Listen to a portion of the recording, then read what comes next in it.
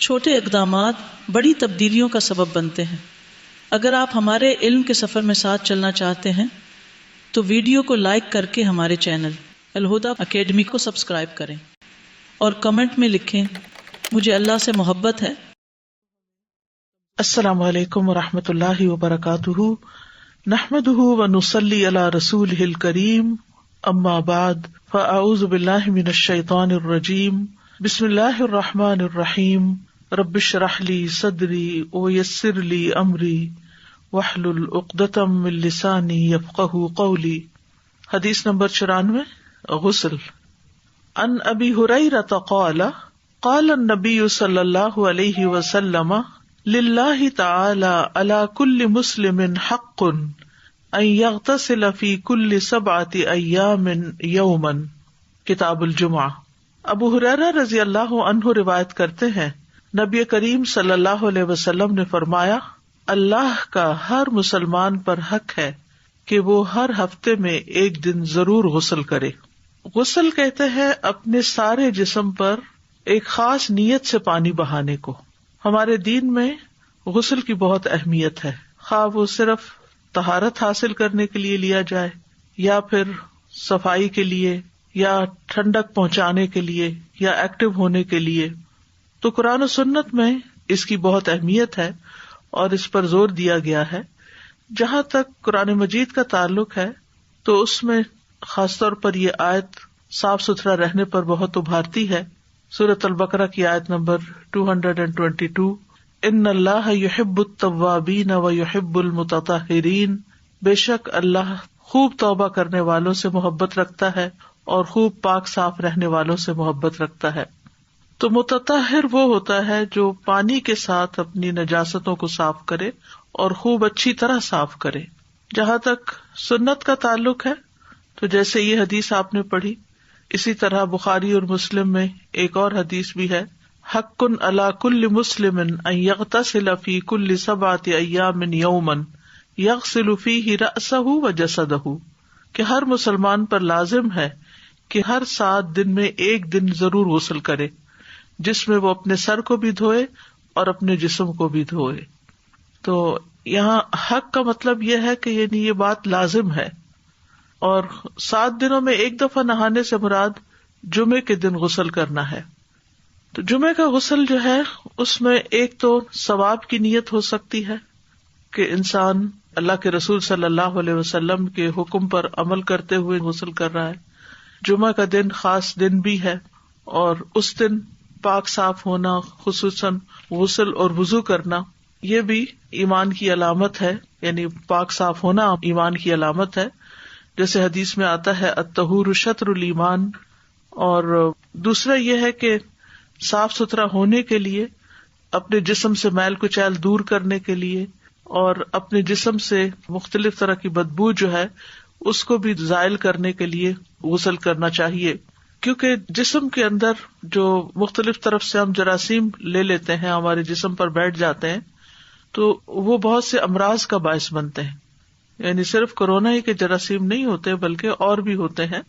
تو اس کے لیے ضروری ہے کہ انسان نہاتا رہے، اور خاص طور پر اگر کوئی ایسی وبا پھیلی ہوئی ہو اور لوگوں کے ساتھ انسان کا انٹریکشن ہو تو پھر زیادہ اس کے لیے فائدہ مند ہے نہانا، تاکہ اس کے جسم سے ایسی تمام چیزیں نکل جائیں، صاف ہو جائیں اور اس کی خوشبو بھی اچھی ہو جائے، کیونکہ جسم کے اندر سے کچھ چیزیں ایسی نکلتی ہیں انسان کے کہ جس سے انسان کا جسم جو ہے وہ بدبودار ہو جاتا ہے، یعنی پسینہ وغیرہ سے۔ تو نہانے کی وجہ سے انسان کو ایک پاکیزگی اور تر و تازگی حاصل ہوتی ہے۔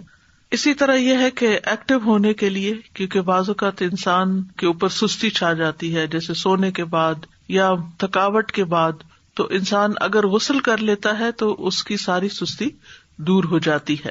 اسی طرح یہ ہے کہ انسان جب گھر سے باہر نکلتا ہے تو اس پر گرد و غبار بھی پڑتا ہے، تو اس کو دھونے کے لیے بھی حضرت عائشہ کہتی ہیں کہ جمعے کے لیے لوگ اپنے گھروں سے اور اوالی سے باری باری آتے تھے اور وہ اونی عبائیں پہنے ہوئے ہوتے تھے، اور راستے میں ان پر گرد و غبار بھی پڑتا تھا جس کی وجہ سے ان سے بو پھوٹتی تھی۔ تو ان میں سے ایک انسان رسول اللہ صلی اللہ علیہ وسلم کی خدمت میں حاضر ہوا اور اس وقت آپ صلی اللہ علیہ وسلم میرے ہاں تشریف فرما تھے، تو رسول اللہ صلی اللہ علیہ وسلم نے فرمایا کیا ہی اچھا ہو کہ تم لوگ اس دن کے لیے صاف ستھرے ہو جایا کرو، یعنی جمعہ کے لیے خاص طور پر۔ اوالی کہتے ہیں مختلف جو مدینہ کے آس پاس آؤٹ اسکرٹس میں چھوٹے چھوٹے گاؤں سے آباد تھے، تو وہ لوگ پیدل چل کے آتے، دھوپ میں آتے، اور بعض اوقات اگر سواری پر ہوتے جیسے گدھے وغیرہ کی یا اونٹ کی، تو جانوروں کے چلنے سے، زمین کے اوپر پاؤں مارنے سے بھی گرد و غبار اڑتا ہے، اور پھر وہ جسموں پہ جا کے بیٹھ جاتا ہے، سر غبار آلود ہو جاتا ہے۔ لیکن یہ کہ اگر انسان غسل کر کے گھر سے چلا ہو تو کم سے کم احتمال ہوتا ہے کہ انسان ایک ناپسندیدہ حالت میں مسجد میں داخل ہو، کیونکہ جمعہ کا اجتماع عام اجتماعات سے بڑا ہوتا ہے، اور جہاں جتنے زیادہ لوگ اکٹھے ہوں اور خصوصاً موسم گرمی کا ہو تو وہاں ایسی اسمیل ہوتی ہے جو دوسروں کو اذیت دیتی ہے۔ پھر اسی طرح یہ ہے کہ فرشتے بھی حاضر ہوتے ہیں بڑے اجتماعات میں، اور جمعے کے دن خاص طور پر، تو کوئی ایسا کام بھی نہیں کرنا چاہیے کہ جس سے فرشتوں کو اذیت ہو۔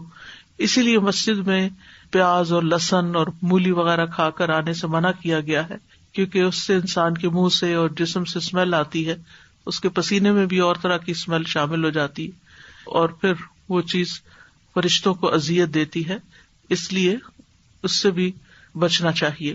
اگلی حدیث نمبر 95، وہ وضو کے متعلق ہے۔ وضو۔ عن ابی ہریرہ عن النبی صلی اللہ علیہ وسلم قال لا يقبل اللہ صلاۃ احدکم اذا احدث حتی یتودع۔ کتاب الحیل۔ ابو ہریرہ رضی اللہ عنہ نبی کریم صلی اللہ علیہ وسلم سے روایت کرتے ہیں، آپ نے فرمایا اللہ تم میں سے کسی ایسے شخص کی نماز قبول نہیں کرتا جو بے وضو ہو یہاں تک کہ وہ وضو کر لے، یعنی اگر وضو نہیں تو وضو کر لے۔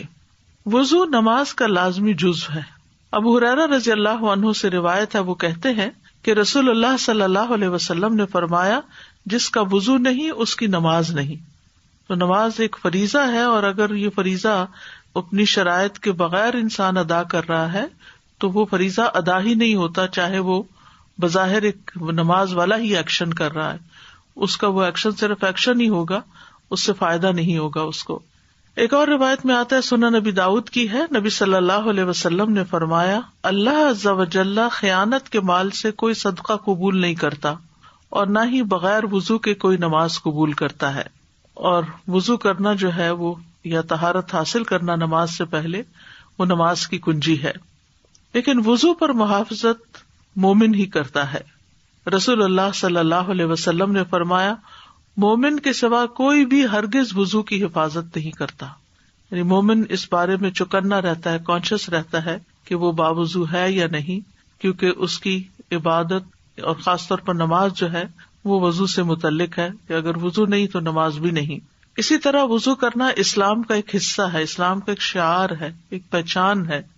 ابن عمر اپنے والد رضی اللہ عنہما سے روایت کرتے ہیں، اور وہ نبی صلی اللہ علیہ وسلم سے جبریل علیہ السلام کے سوال کے بارے میں دریافت کرتے ہیں جو انہوں نے اسلام کے بارے میں کیا تھا۔ تو آپ نے فرمایا اسلام یہ ہے کہ تم اس بات کی گواہی دو کہ اللہ کے سوا کوئی معبود نہیں، اور بلا شبہ محمد صلی اللہ علیہ وسلم اللہ کے رسول ہیں، اور یہ کہ تم نماز قائم کرو، زکوٰۃ ادا کرو، حج کرو، عمرہ کرو، اور غسل جنابت کرو، اور مکمل وضو کرو، اور تم رمضان کے روزے رکھو۔ تو یہ سب کچھ اسلام کا حصہ ہے، جس میں نماز، زکوٰۃ، حج، عمرہ، غسل جنابت اور مکمل وضو اور رمضان کے روزے۔ تو ایک مسلمان جو ہے وہ اپنی ظاہری اور باطنی طہارت کے لیے یہ تمام چیزیں کرتا ہے۔ اس میں باقی چیزیں تو انسان کی باطنی طہارت کا کام دیتی ہیں، جیسے نماز کا پڑھنا ہے یا زکوٰۃ کا ادا کرنا ہے، لیکن غسل جنابت یا غسل کرنا اور مکمل وضو کرنا جو ہے یہ ظاہری طہارت کے لیے بہت ضروری ہے۔ اسی طرح رمضان کے روزے جو ہیں وہ بھی انسان کی جسمانی طہارت، جسم کی بہت سی علائشوں کو ختم کرنے کا باعث بنتے ہیں، اور اسی طرح روحانی تزکیے کا بھی باعث بنتا ہے رمضان۔ پھر اسی طرح آغاز وحی میں ہی وضو کی تعلیم دی گئی تھی۔ زید بن حارثہ رضی اللہ عنہ نبی صلی اللہ علیہ وسلم سے روایت کرتے ہیں کہ سب سے پہلی وحی جو جبریل علیہ السلام آپ کے پاس لائے، اس میں انہوں نے آپ کو وضو اور نماز کا طریقہ سکھایا۔ جب وضو سے فارغ ہوئے تو پانی کا ایک چلو لیا اور اس کے ساتھ اپنی شرمگاہ پہ چھینٹے مارے. یعنی اگر کسی قسم کا بھی کوئی وسوسہ ہو کہ پتہ نہیں صحیح طور پہ طہارت ہوئی ہے یا نہیں, تو وضو کے آخر میں ایسا کیا جا سکتا ہے. پھر اسی طرح نبی صلی اللہ علیہ وسلم ہر نماز کے لیے نیا وضو کرتے تھے. انس رضی اللہ عنہ کہتے ہیں کہ نبی صلی اللہ علیہ وسلم ہر نماز کے لیے نیا وضو کرتے تھے. راوی کہتے ہیں کہ میں نے کہا کہ آپ لوگ کس طرح کرتے تھے, یعنی صحابہ کا کیا طریقہ تھا. کہنے لگے کہ ہم میں سے ہر ایک کو اس کا وضو اس وقت تک کافی ہوتا تھا جب تک کوئی وضو توڑنے والی چیز پیش نہ آتی.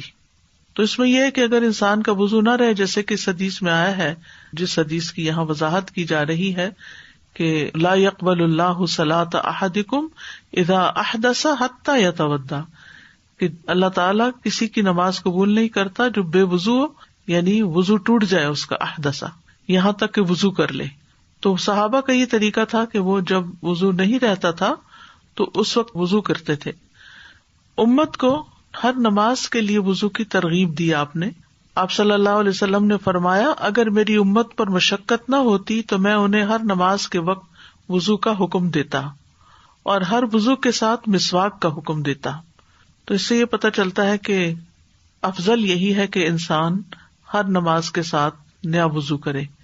لیکن یہ کہ اگر مشقت ہوتی ہے اس میں تو پھر اگر پہلے سے وضو موجود ہے اور وضو ٹوٹا نہیں تو انسان اسی وضو کے ساتھ نماز ادا کر سکتا ہے. پھر اسی طرح یہ ہے کہ وضو کامل ہونا چاہیے اور پورے اہتمام کے ساتھ سارے جسم کے اعضاء کو مل مل کے دھونا چاہیے جن کو وضو میں دھونا ضروری ہوتا ہے. رفاع بن رافع رضی اللہ عنہ سے روایت ہے کہ وہ نبی صلی اللہ علیہ وسلم کے پاس بیٹھے ہوئے تھے. آپ نے فرمایا کسی کی نماز اس وقت تک مکمل نہیں ہوتی جب تک وہ اپنا وضو اس طرح کامل طور پر نہ کرے جس طرح اسے اللہ تعالیٰ نے حکم دیا ہے, یعنی اپنا چہرہ دھوئے اور کوہنیوں تک اپنے دونوں بازو دھوئے, اپنے سر کا مسح کرے اور ٹخنوں تک اپنے پاؤں دھوئے. تو یہ وضو کے فرائض ہیں, کیونکہ ان میں سے اگر کوئی چیز چھوٹ جائے تو وضو نہیں ہوتا. نبی صلی اللہ علیہ وسلم نے کامل وضو نہ کرنے والے کو دوبارہ وضو کرنے کا حکم دیا تھا. انس بن مالک کہتے ہیں کہ ایک شخص نبی صلی اللہ علیہ وسلم کے پاس وضو کر کے آیا اور اس نے اپنے پاؤں پر ناخن بھر جگہ خشک چھوڑ دی تھی. تو رسول اللہ صلی اللہ علیہ وسلم نے اسے فرمایا واپس جاؤ اور اچھی طرح اپنا وضو کرو. یعنی صرف تھوڑی سی جگہ بھی اگر اس کی خشک رہ گئی تو آپ نے اس کو دوبارہ وضو کرنے کا حکم دیا. اس سے اندازہ کیا جا سکتا ہے کہ اس کی کتنی زیادہ اہمیت ہے. یہ حدیث جو ہے کہ لا يقبل اللہ صلاۃ احدکم, کہ اللہ تعالیٰ تم میں سے کسی ایک کی نماز قبول نہیں کرتا, تو اس کا مطلب یہ کہ خواہ کوئی مرد ہو یا عورت ہو یا نوجوان ہو, کیونکہ جس پر بھی نماز فرض ہے اس پر وضو کرنا فرض ہے, لازم ہے. الا یہ کہ اگر کوئی شخص معذور ہے, وضو نہیں کر سکتا کیونکہ پانی نہیں ہے, یا بیمار ہے تو وضو نہیں کر سکتا, تو ایسا شخص تیمم کر لے. یعنی صرف عذر کی صورت میں انسان وضو چھوڑ سکتا ہے, جبکہ عام حالات میں وہ وضو کو چھوڑ نہیں سکتا اگر اس کو وضو کی ضرورت ہے, کیونکہ وضو کے بغیر نماز پڑھنا جو ہے وہ حرام ہے. اور یہاں پر احدث کا لفظ استعمال ہوا ہے وضو ختم ہونے کے معاملے میں. تو حدث جو ہوتا ہے وہ دو طرح کا ہوتا ہے.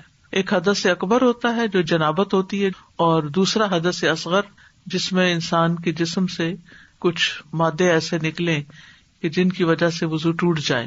تو نواقض الوضو جو ہیں جن پر سب کا اتفاق ہے وہ یہ کہ سبیلین سے, یعنی پیشاب کے اگلے رستے سے یا پچھلے رستے سے کوئی بھی چیز جو نکلے, اور وہ نکلنے والی چیز جو ہے اس میں پخانہ, پیشاب, منی, مزی, ودی اور گیسز, اسی طرح حیض کا خون, استحاضہ کا خون, نفاس کا خون, اسی طرح عورت کی فرج سے نکلنے والی رطوبت, باقی چیزیں وضو توڑ دیتی ہیں اور وہ نجس ہوتی ہیں.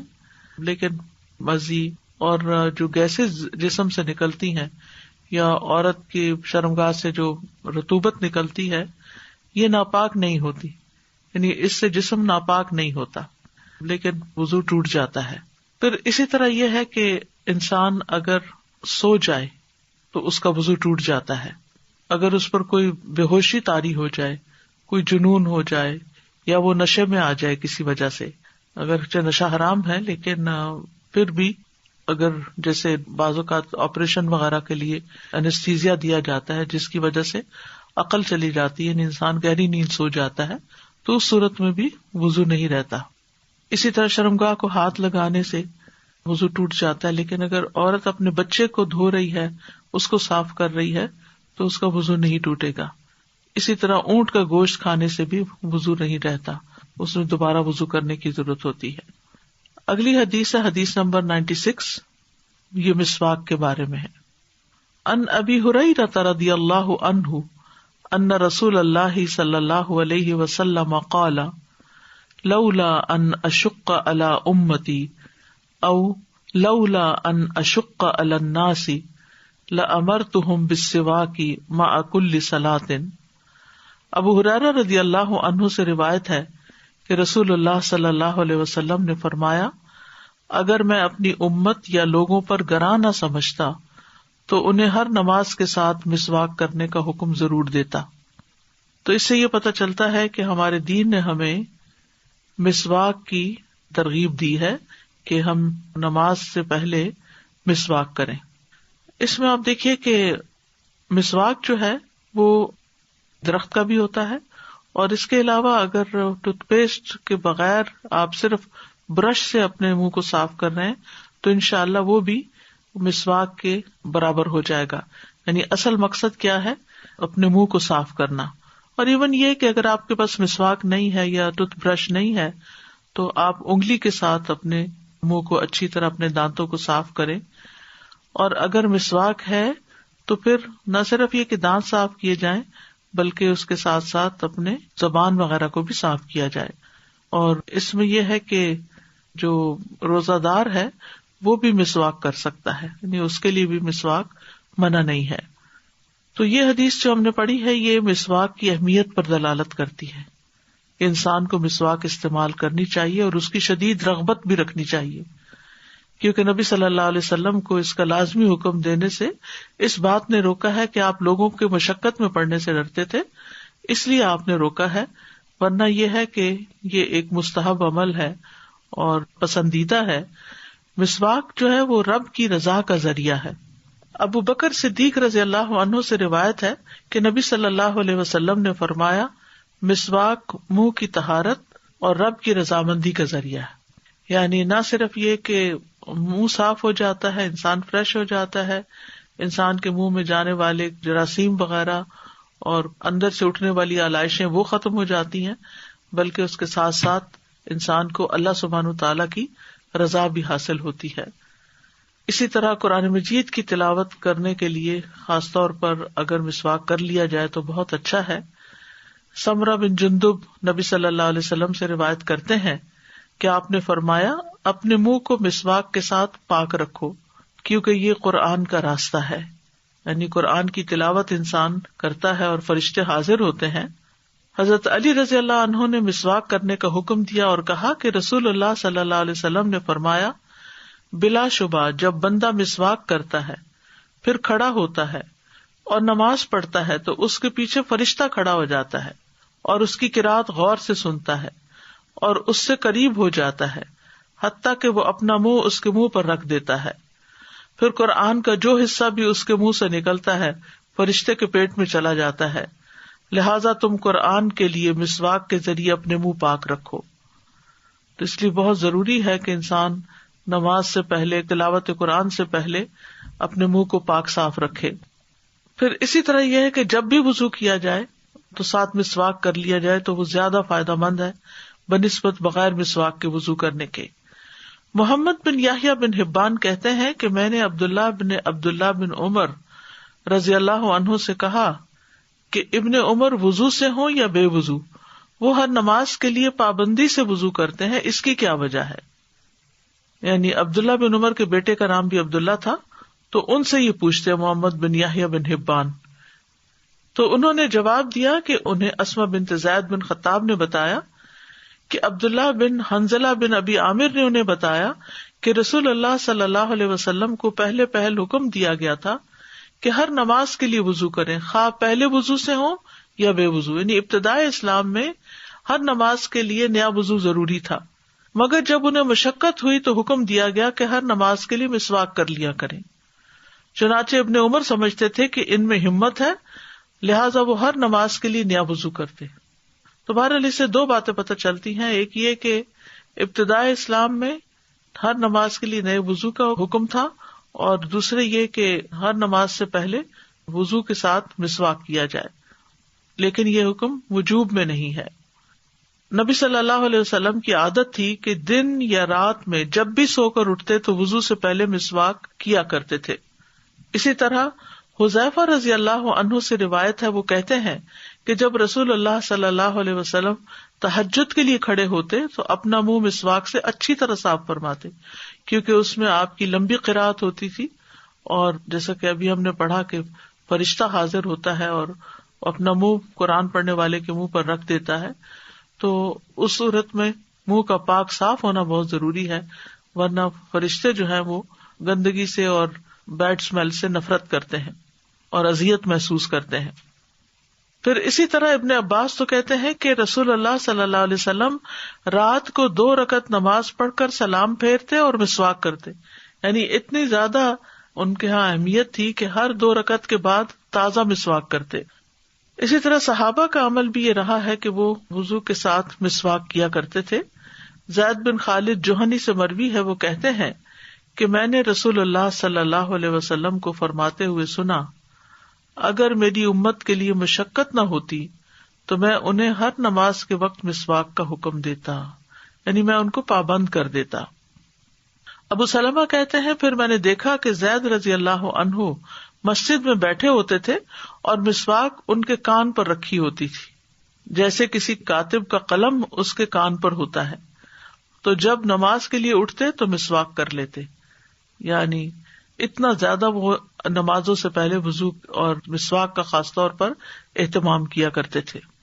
ہم سب کو اس بات پر توجہ دینی چاہیے کہ اگر ہم صرف ان چھوٹی چھوٹی سنتوں پر ہی عمل کر لیں تو اجر و ثواب تو اپنی جگہ ہے، اللہ کی رضا بھی ہے، لیکن اس کے ساتھ ساتھ ہم دنیا کے کتنے مسائل سے بچ سکتے ہیں، کتنی بیماریوں سے پریونشن ہو سکتی ہے، اور کتنی تکلیفوں سے ہم نجات پا سکتے ہیں، کیونکہ بہت ساری بیماریاں معدے سے شروع ہوتی ہیں، اور معدے سے جو کچھ جاتا ہے وہ منہ کے راستے جاتا ہے، اور اگر منہ صاف ہوگا تو معدے میں صاف ستھری طیب چیز پہنچے گی، اور اگر منہ گندا ہوگا تو پھر منہ کی آلائشیں ساتھ کھانے کے مل کے معدے میں اترے گی، جس کی وجہ سے مزید بیماریاں پیدا ہوگی۔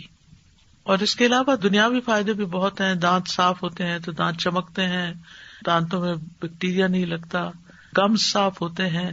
اب ٹنگ کلینرز الگ طور پہ بنے ہیں، حالانکہ اگر پراپر مسواک لیا جائے اور اس کو چبا کر نرم کر لیا جائے تو اس سے زبان صاف کی جا سکتی ہے۔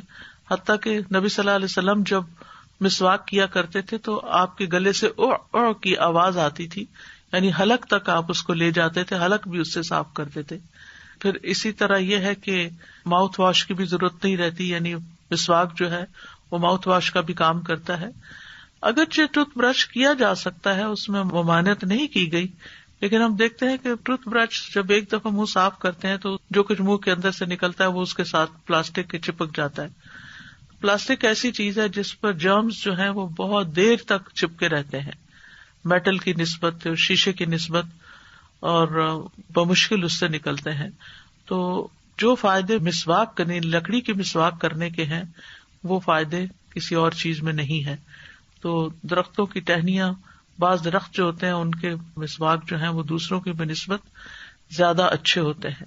پھر ہمیں اگر طریقہ نہیں آتا تو طریقہ سیکھ لینا چاہیے اور اس کے فضائل اور برکات سے فائدہ اٹھانا چاہیے اور اجر و ثواب بھی کمانا چاہیے۔